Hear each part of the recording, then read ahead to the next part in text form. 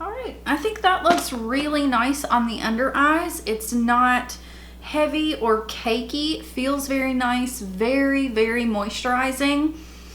Definitely has to be set. I don't think it's going to be one that sets on its own or is matte enough that you don't have to set it. So I'm gonna go ahead, grab some powder, and then I'm just going to lightly set under the eyes. And then we'll see the set side versus the unset. Okay, so this side is set, this side is not set. You can see how much more moisture it has, but you can also see with setting it, it looks a lot smoother, a lot more airbrushed, and it's gonna stay a lot longer. So I always typically set my under eyes. So let's go over to this side. I don't use too much, just enough to set it down for it to mattify. Oof, that looks really good. Like, I'm kind of shocked. Wow, okay, I am liking this on the under eyes, you guys. All right, I am going to hop off of here, quickly do the rest of the face, and then we will be back. Okay, my lovelies, here is close up. I agree, I think it's medium coverage, but I think it's a high medium coverage.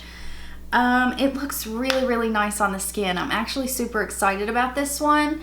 It kind of melts into the skin. It looks natural. I think I will love this on more natural looks as well, where it's not so much coverage, but everything sat nicely. I had no issues, no blotchiness or breaking apart. So we are going to do a wear test on this bad boy, of course. So here is our starting point. I've had it on close to an hour already. I definitely want to get to that 8-hour mark at least. So I will see you guys later on. Oh, my allergies have been insane, you guys. So we are right at the 5-hour mark, and we are still looking really, really good. Like, really good. There's really no updates. I have no complaints because, like I said, it literally looks like I just put it on. So I am super happy about that. I'm really shocked at this one. I mean, it's already been 5 hours.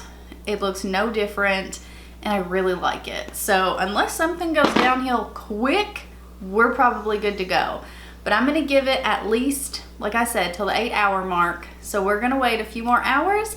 I'll come back and then we will talk about this a little bit more. All right, it has been 9.5 hours. I'm incredibly tired, you guys, but I haven't checked it in a couple hours.